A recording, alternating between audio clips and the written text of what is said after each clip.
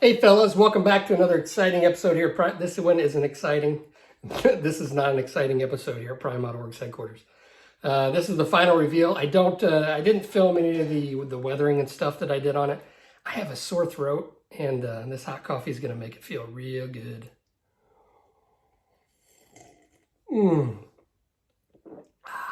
Yeah, my kid has a sore throat, and I do too. So I'm on medicine. I got medicine for me. Anyway. I didn't film any of the weathering. All I did was put a pan line wash on it and did some highlighting with some oil paints, and that's about it. So I didn't bother filming it. I did come up with a base idea, kind of plain, but I think it fits the look of the model. So I'm happy with how this one turned out. I really am. It's a good kit. It's a really good kit. I got the other one that I'm going to build later on. I got it in the mail the other day. So anyway, this is going to be for sale on eBay. I always start my auctions off at $1. I do not ship these outside the United States. I just, with not being able to track it and the cost of shipping something like this outside the US, I just don't want to mess with it. It just causes me more problems than anything. So if you're in the US and you want to buy this sweet looking wild weasel, then I will post a link in the description for my eBay page for the listing. And like I said, I start them off at $1, so who knows, maybe you'll be the only bidder and you can get it for $1. That'd be kind of neat. I mean, not for me, it wouldn't be neat, but for whoever bought it would be cool. Anyway, let's go take a closer look at this over at the bench. I'll take it over there and we'll take a look at it. All right, like I said, I am really happy with how this kit went together. Now, when I peeled the masking off, I was on the canopy, I was crossing my fingers. Like, oh no, please let me have sealed it up. And I did seal it up pretty good. Now, I did have to take a toothpick and kind of run it along. There was some bleed through on the outside of the canopy, which typically doesn't happen because normally when I mask off canopies, I'll lay down the tape and then I'll cut it with a knife and I get a nice good seal. But I used the masks that came with the kit, and although they did fit really well, I just didn't get them sealed down good enough. So I had to run a toothpick along and kind of scrape off some of the bleed through on the outside, but the inside is all nice and sealed up. Now the pilots, if you've been watching this build series, I had to cut like their feet and stuff off.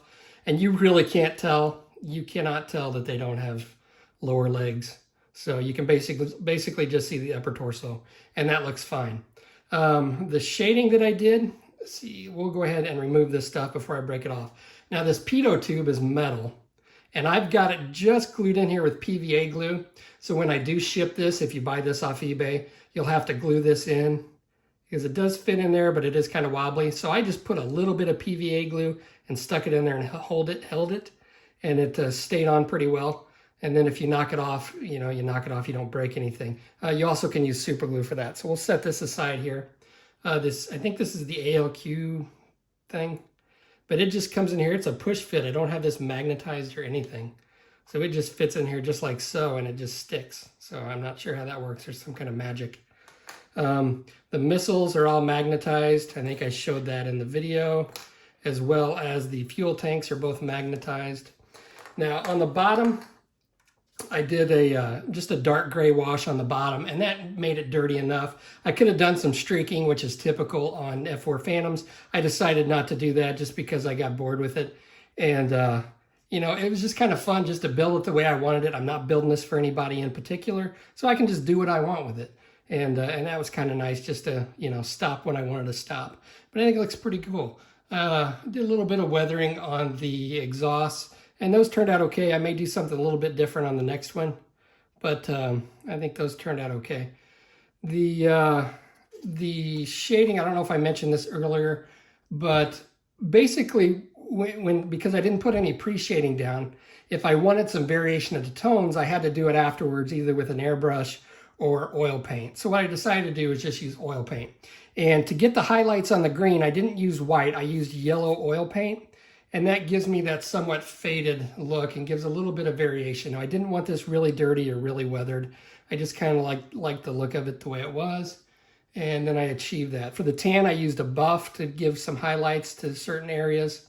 And again, I don't think it's overly done. I think it's just right for my taste.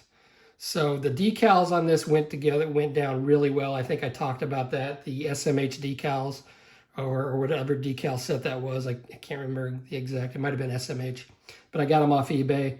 They were like really good decals. I had no issues with them whatsoever. The tail fin, it just is a push fit. It pops on there, and because I've got some layers of paint, it does stay down there pretty well. And you don't have to glue it. So if you buy this, it's going to be shipped with all this stuff off of it. There we go, fellas. I'm really happy with this. Really happy with the kit. It's a really good kit. Tamiya quality, not quite. But Tamiya doesn't make the Wild Weasel either. So, yeah, the base, just a simple little base. I used a piece of wood that I'd got from somewhere. And instead of like sanding the heck out of this wood, I sprayed it like with 1,000 coats of primer and then sanded it. So I got a pretty smooth base. And then I just kind of came up with this idea. I was kind of hurting on trying to figure out an idea what to do with this. But I wanted something simple that wasn't like in your face, but still kind of, you know, went well with the plane. So I came up with this flag in the green with a little bit of shading and then the tan. So I used the same forest green color or dark green color on the F4 and the tan that I used on the F4 for the base. So it kind of ties it all together. So anyway, I will flash up some pictures. I will quit yapping. I appreciate you watching. I'm not sure what I'm going to build next, but I'm sure I will record it. So I will see you on the next episode.